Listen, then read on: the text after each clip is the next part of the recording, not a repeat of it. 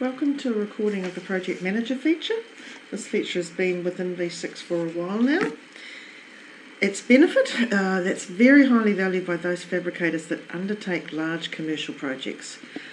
Those projects that are manufactured in various stages, where the estimate, the original estimate, that's created in V6 would have multiple quantities to handle the overall, but the manufacturing will occur at various stages to meet the building's development.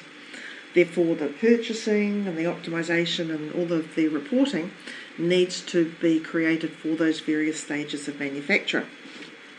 This feature is invoked by a setup option, very easy to find within the quotes, the setup quotes area. It's called Enable Project Manager. Once it's enabled, you will see and used, you'll see typically what I have on my quote browser at the moment.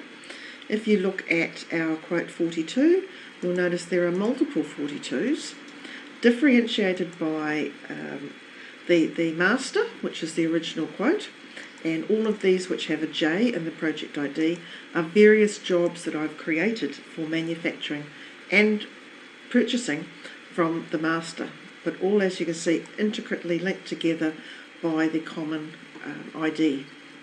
If I look at the master, from the master we can see each of the individual jobs that we've created.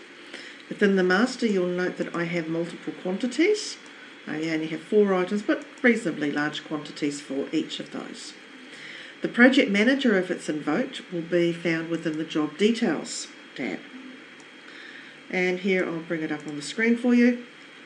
The top of the screen is identical to the quote items. It has the item itself and any references that you put onto it, followed by the quantity and then how many are still available. Now you'll note that the first item and the third item still have 10 available, because for all of the other parts of the quantities I've already issued them across those 5 jobs already created. And if I open up each of the 5 jobs, you'll see the breakdown as I've created them. The first job, which generally becomes the first stage of the building, I've picked 5, I've used 5 of the first frame, 9 of the first frame and 6 of the second. As you can see, these are the stages of manufacture which have resulted in these quantities remaining available. So I have one last stage of manufacture which will take up both those 2 quantities. I'll create that from here and simply assign them. Now I can assign them as individual, individual numbers, or I'll take the 10 for each one of those. 10 and 10. And for this final one, I'll link them. This final one I'll put a tick on the single, which will create 10 individual lines of 1. Mainly because perhaps for this particular frame, I know that they will all have different and unique sizes, hole opening sizes, so they will have to be site measured and will have different measurings. And creating that, it creates a unique quote, again, as a J for job, a job number 6 for this master quote.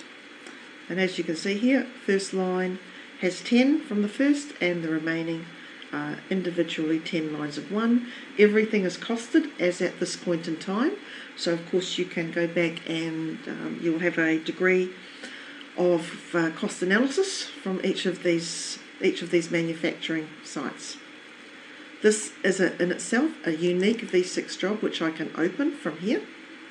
Here I have opened it. You'll see it looks just like any other job, but it has at the top its master quote that it's associated with and its own job number.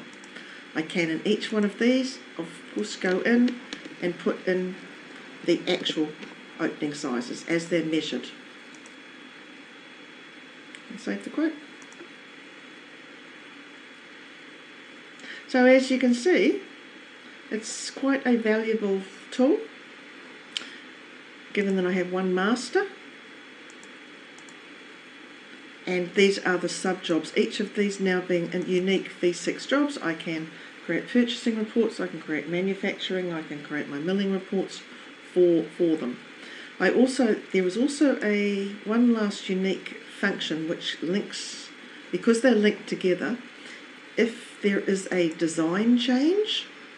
Now if it's a design change that is over and above height and width, but for instance a positioning change of a bar, it will link through to the individual, to the jobs that already have that frame within it.